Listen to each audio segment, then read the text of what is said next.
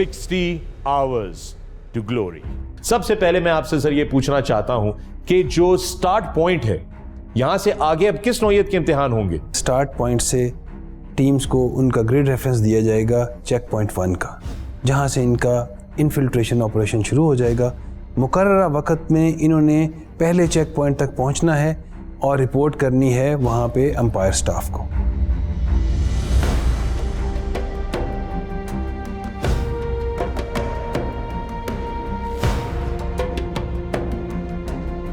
ये है night navigation और इन्फिल्ट्रेशन, यानी कि रात की तारीकी के अंदर उस जंगल के अंदर दुश्मन के इलाके में 20 से 22 किलोमीटर अंदर जाना है। ये मिशन स्टेटमेंट है। अब हमारी टीमें तैयार हो रही हैं और अब जो मशक शुरू होगी, जैसे कि मैंने कहा, खतरे से भरपूर, क्योंकि यहाँ ये जंगल असली है। रात के अंधेरे में जब हम अपना इन्फिल्ट्रेशन जारी रख रहे थे, एक दुश्मन की पोस्ट से हमारी तरफ फायर आया।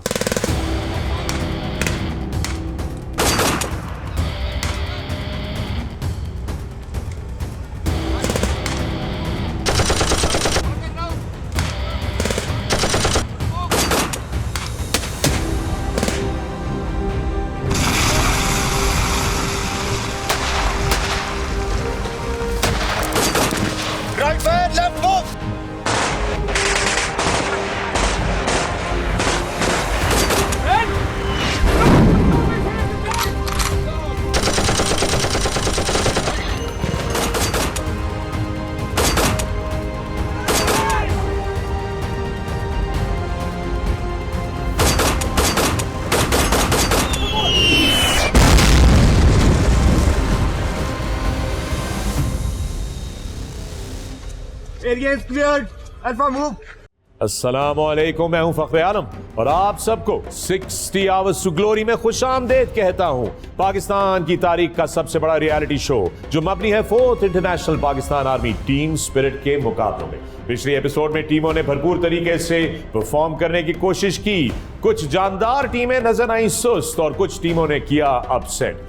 आगे आगे देखिए होता है क्या, क्योंकि आगे जाके मामला और भी होगा मुश्किल। अब यहां से आगे कुछ भी ना होगा आसान, लेकिन उससे पहले मिलते हैं मेरे साथी मेजबान और हमारे मेहमान ब्रिगेडियर फरहान। खुशामदीद एंड वेलकम। दोस्तों, पिछली एपिसोड में आपने देखा कि एंटी एम्बुश ड्रिल के अंदर श्रीलंका की टीम ने और मंगला जिलजाल ने बेहतरीन परफॉर्मेंस देके पहली पोजीशन हासिल की, लेकिन ओवरऑल अब भी मुल्तान चार्जिंग बुल्स और टीम जॉर्डन टेबल के टॉप पर है।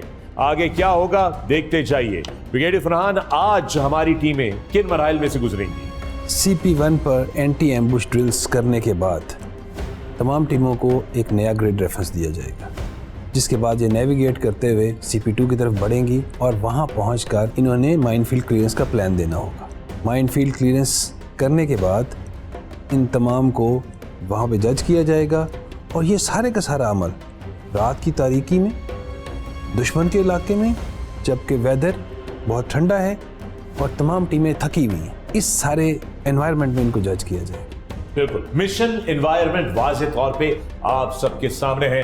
तो एक बार फिर आप लोगों को 60 आवर्स टू ग्लोरी में लेकर चलते हैं मैदान में, जहां पे टीमें अपने आप को नेविगेट करेंगी चेक पॉइंट 1 से चेक पॉइंट 2 की जानिब। आइए देखते हैं।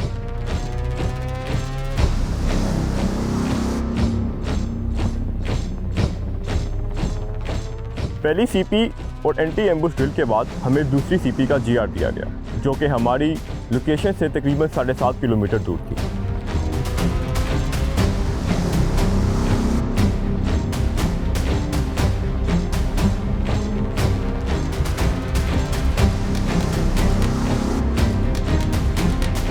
CP1 से CP2 का डिस्टेंस काफ़ी ज़्यादा था। रिश्ते में खुश नल्ले और कांटेदार दरख्त मौजूद थे। उन दरख्तों से गुजरते हुए हम अपनी CP2 की तरफ नेविगेशन कर रहे हैं।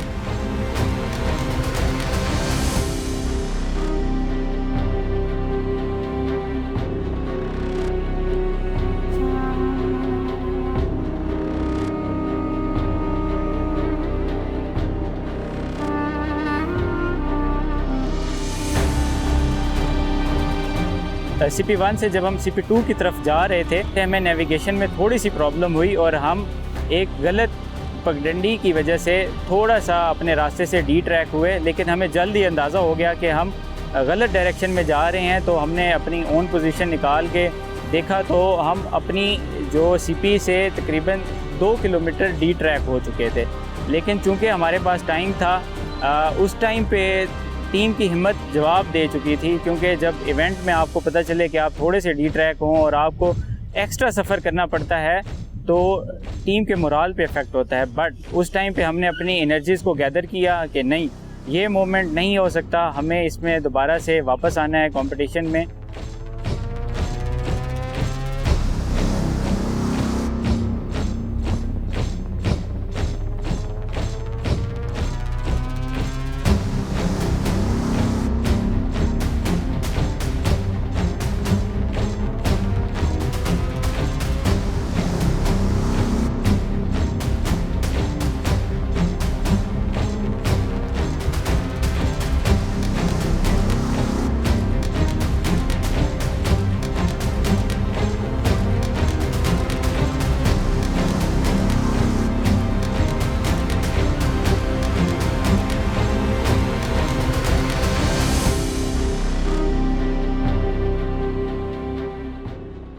तो दोस्तों, आपने देखा कि किस तरह मैदान में हमारे जवान परफॉर्म कर रहे हैं, लेकिन वाज़े तौर पर ब्रिगेडियर फरहान, जवान जो थे थके हुए लग रहे थे और अभी तो सिर्फ 20 घंटे हुए हैं, ये इतने अभी से थक गए। जो लोग अभी चले हैं ये बहुत टफ लेग थी इनके लिए। टेरेन इज टफ और लोगों के पास 200 किलो वजन है हर एक टीम के पास, और अब उनके ऊपर प्रेशर माउंट हो रहा है कंपटीशन का। So everybody is exerting.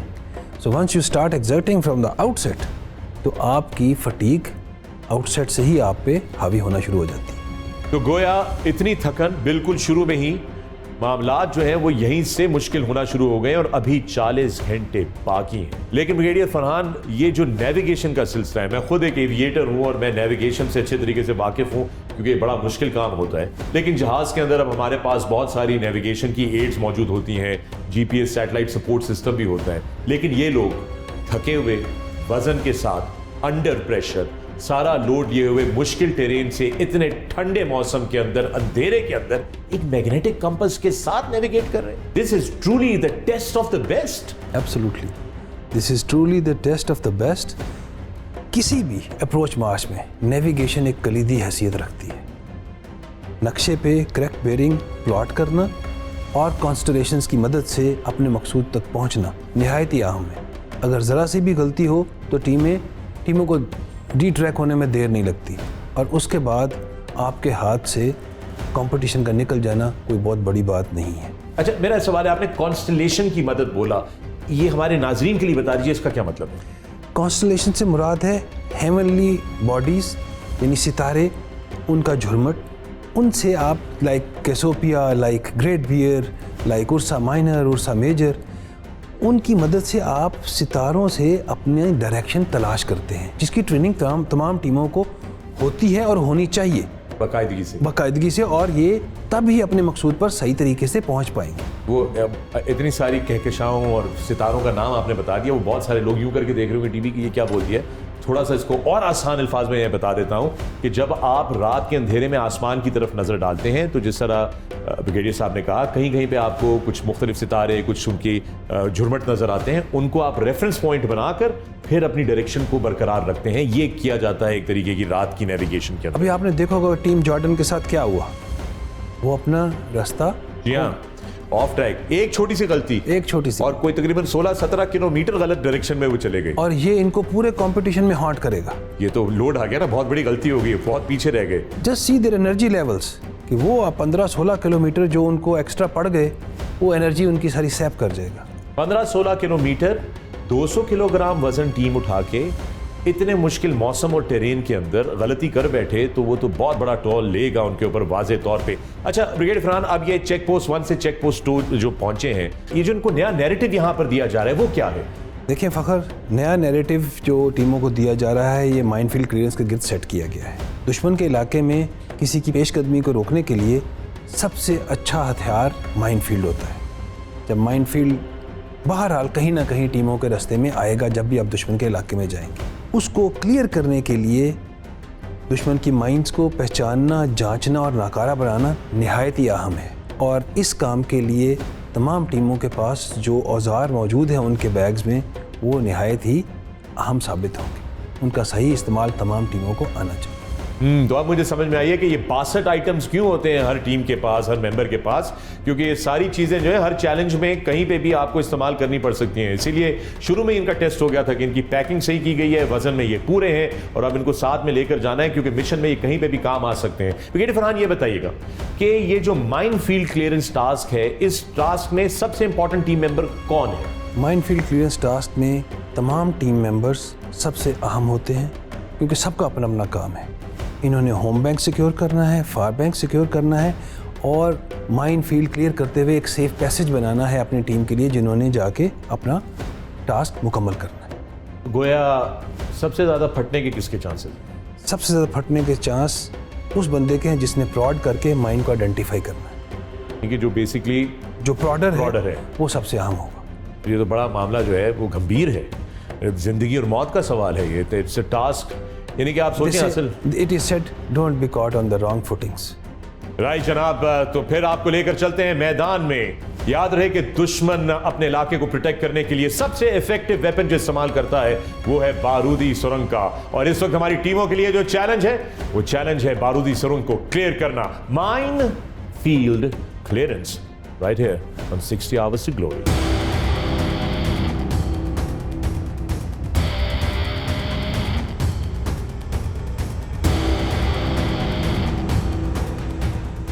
आगे बढ़ने के लिए बारूदी सुरंग को साफ करना बहुत जरूरी है। वक्त कम है, मुकाबला सख्त है, और गलती की गुंजाइश बिल्कुल नहीं, क्योंकि अगर आपने गलती की तो mission fail. And remember, there is no room for failure in 60 Hours to Glory।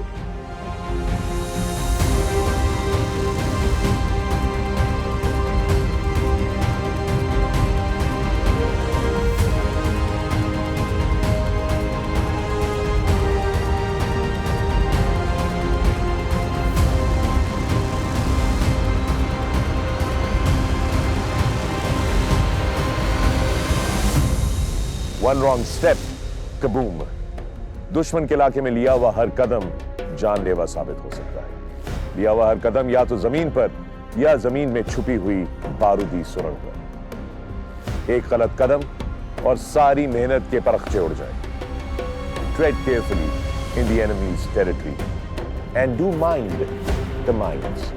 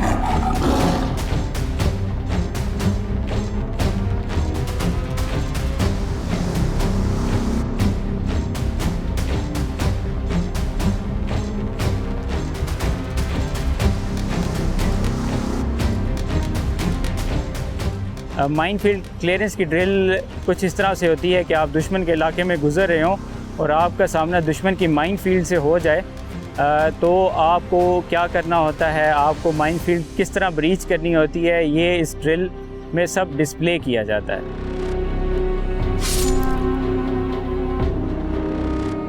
CP2 पे पहुंचने पर हमें पता लगा कि एक दुश्मन की माइन फील्ड है, जिस पर मैंने अपनी पेट्रोल को माइन फील्ड क्लियरेंस शुरू करने के लिए ऑर्डर दिया।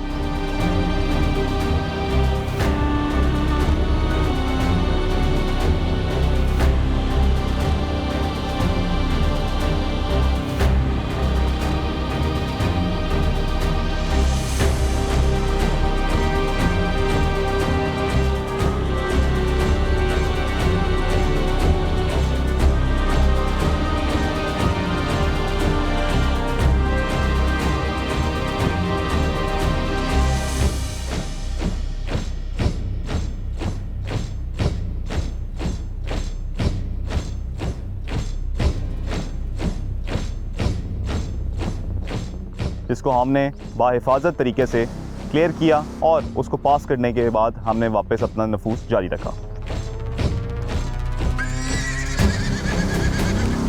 हमारा अगला टास्क माइनफील्ड क्लियरेंस है।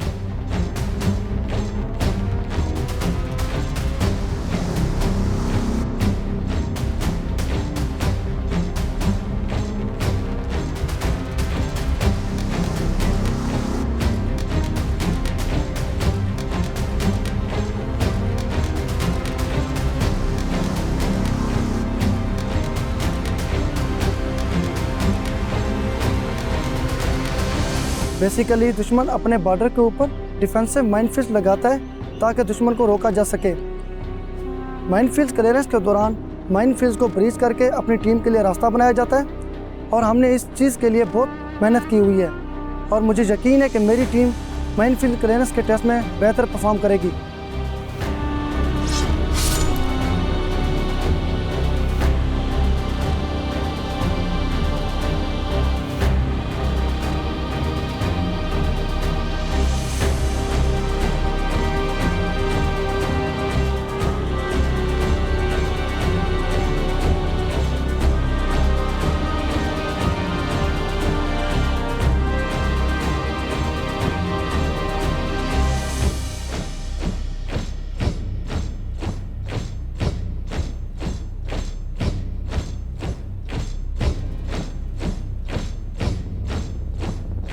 माइनफील्ड हमारी इसलिए सबसे बेहतर हुई थी क्योंकि जो सिपाही इमरान था हमारा, उसे बखूबी इल्म था माइनफील्ड के बारे में और उसने ड्रिल्स प्रॉपर और बहुत अच्छी की थी।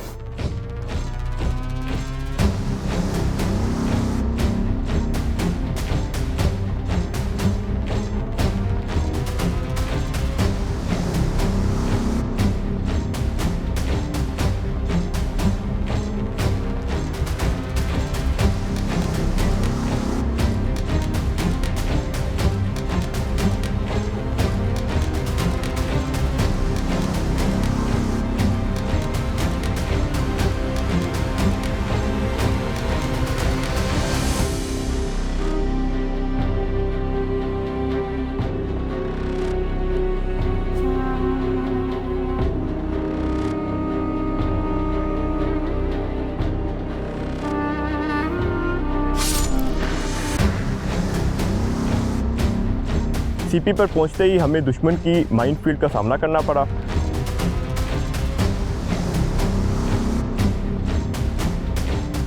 हमें हल्की सी मुश्किलात का सामना करना पड़ा जिसकी वजह से हम अपनी सीपी पे दिए हुए टाइम से 15 मिनट लेट हो गए।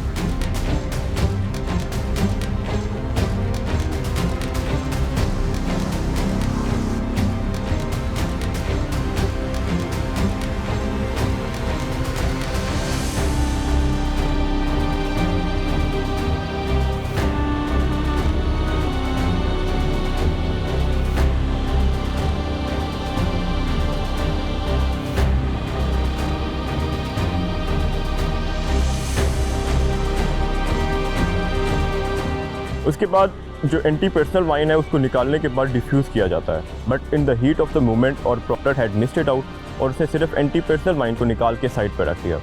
तो मुझे लगता है कि इन दो गलतियों की वजह से हमारे इस ड्रिल में कुछ नंबर काटे जा सकते हैं।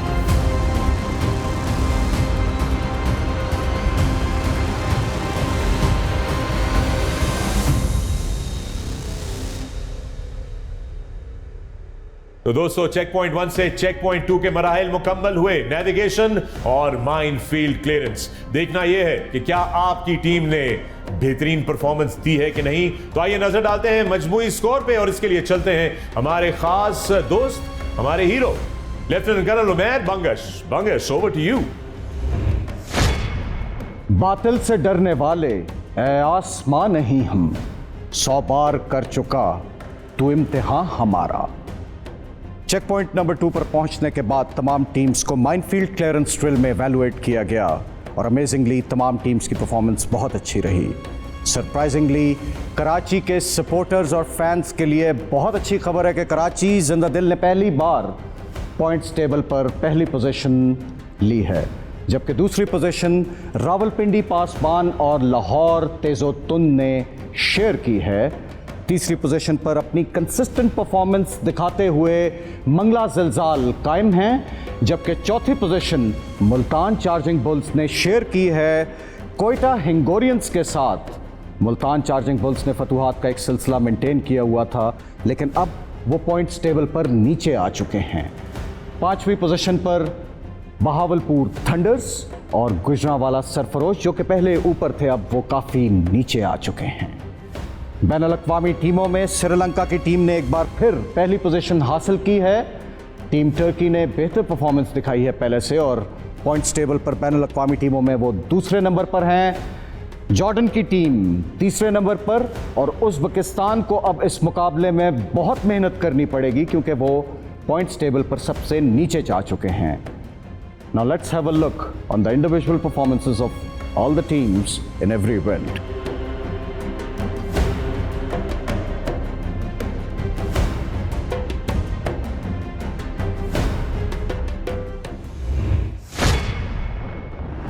As we successfully breached the minefield, at the end, because of our overconfidence, we were unable to identify one of the early warning system of the enemy, जिसकी वजह से हमें withdraw करना पड़ा। इसने हमारे स्कोर्स पर काफ़ी इफेक्ट किया, लेकिन क्योंकि असम्बली एरिया में हमने अच्छा परफॉर्म किया था और आगे काफ़ी सारी इवेंट्स रहते हैं, इसलिए मैंने अपने पेट्रोल को आगे केयरफुल रहने के लिए मोटिवेट किया और अपनी पोजीशन बरकरार रखने के लिए हमने और मेहनत शुरू कर दी। Because as our team manager raised the flag in 2010, we also have to raise the flag of Multan Charging Bulls again. Competition अभी ख़त्म नहीं हुआ है, हालांकि हम इसमें ज़्यादा अच्छा परफॉर्म नहीं कर सके, लेकिन फिर भी हमें अपने फैंस की सपोर्ट और दुआओं की ज़रूरत है, क्योंकि टीम को मोटिवेट तो मैं करता हूं, लेकिन आपकी सपोर्ट गुजरांवाला सरफरोश को इस कंपटीशन में इन रहने के लिए निहायत ज़रूरी है। Welcome to Charat Boot Camp, home of the SSG.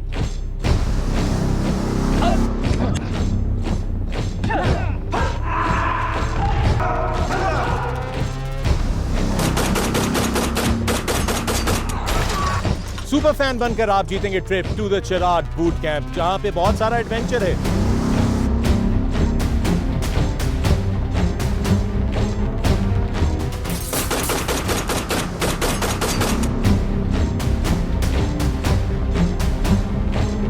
लेकिन साथ साथ में सर्वाइवल रेंज पे आपको मिलेगा मौका सीखने का वो तमाम गुर जो सर्वाइवल के लिए जरूरी होते हैं। You could be a John Rambo as well.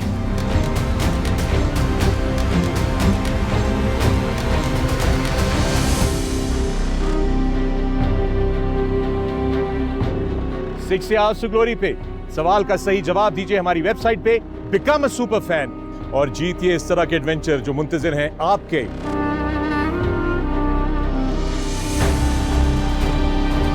And come to the Eagle's Nest at the Sky Bridge, South Asia's longest zip line.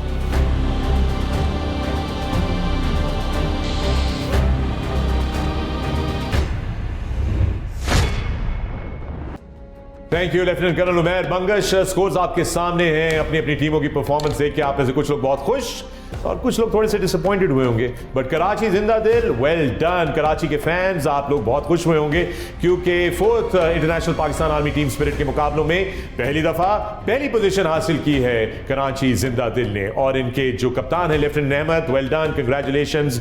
इन्होंने रिप्लेस किया अरसलान को। अरसलान जिनका कोविड टेस्ट आ गया, ये स्टैंड इन कैप्टन है। बहुत प्रेशर था इनके ऊपर, बट लगता है कि अब इनकी फॉर्चून्स जो है वो आगे चेंज होंगी। मगर ब्रिगेडियर फरहान ये बताइए कि ये गुजरांवाला सरफरोश की परफॉर्मेंस को क्या हुआ? फखर, होम बैंक और फार बैंक की प्रोटेक्शन का इशू था और उनके ड्रिल्स एंड प्रोसीजर भी वीक नजर आए। I hope they do well and come back in the competition. Definitely ji, Gujranwala, Sarfarosh, इनके ऊपर बहुत ज्यादा प्रेशर अब आ गया होगा, क्योंकि अब यहां से आगे उनको मुसलसल अपनी पोजीशन इंप्रूव करनी है और कोशिश करना है कि फर्स्ट पोजीशन हासिल करें, वरना ये पोडियम से दूर होते चले जाएंगे। ये सूरत हाल है इस वक्त। लेकिन देखा जाए तो ओवरऑल अभी भी मुल्तान चार्जिंग बुल्स ने अपनी ऊपर की पोजीशन रॉक सॉलिड संभाली हुई है, और लेकिन जॉर्डन पीछे हुई है और टीम टर्की ने जबरदस्त परफॉर्मेंस दी है और वो भी टेबल में ऊपर आए हैं। दोस्तों, ये हमारा सिलसिला है अगले एपिसोड में डीलिंग विद स्ट्रेंजर्स, और उसके बाद जाएंगे हम हाइड आउट्स की तरफ। याद रहे कि आप देख रहे हैं 60 आवर्स टू ग्लोरी। हमें अपने पैगामात भेजते रहिए हमारे सोशल मीडिया के थ्रू और अपनी टीमों को सपोर्ट करते रहिए।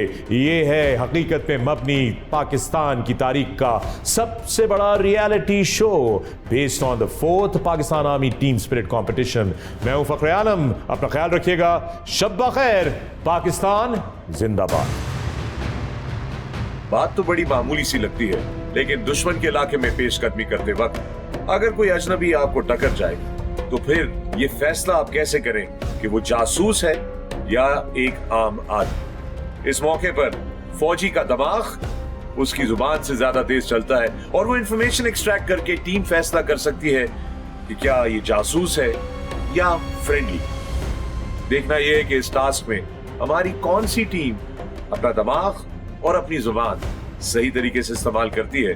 CP नंबर 2 पे हमें एक कॉन्टीजेंसी दी गई जिसके अंदर एक स्ट्रेंजर हमारी तरफ बढ़ के आ रहा था, जिस पर मेरे कमांड के ऊपर मेरी पेट्रोल में अल्फा 2 टीम ने उसके इर्द गिर्द रिकॉर्डिंग लिया, जबकि अल्फा 1 जो कि मेरे अंडर कमांड थी, हमने मूव इन करके उसको हिरासत में लिया।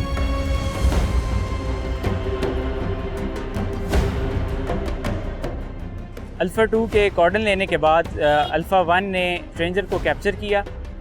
स्ट्रेंजर को कैप्चर करने के बाद सबसे पहले उसकी तलाशी ली गई कि उससे कौन कौन सा इक्विपमेंट बरामद होता है या उसके पास कौन कौन सी चीज़ें हैं जिनसे हमें मदद मिल सके, या कोई ऐसी चीज़ तो नहीं है जिससे वो हमें नुकसान पहुंचा सके।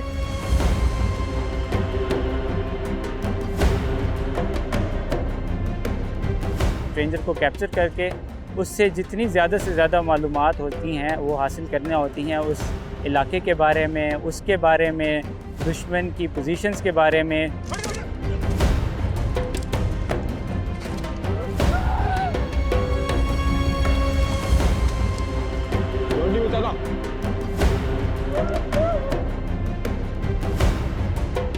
हमें एक स्ट्रेंजर का सामना करना था जिस पर सिखाई हुई ड्रिल के मुताबिक अल्फ़ा 2 ने कॉर्डन लिया और अल्फ़ा 1 ने स्ट्रेंजर को कैप्चर किया और कैप्चर करने के बाद उससे ज़रूरी मालूमात हासिल की।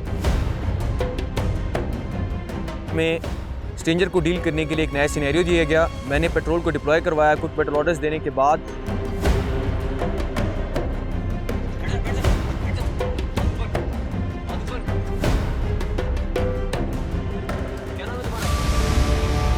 60 hours to glory.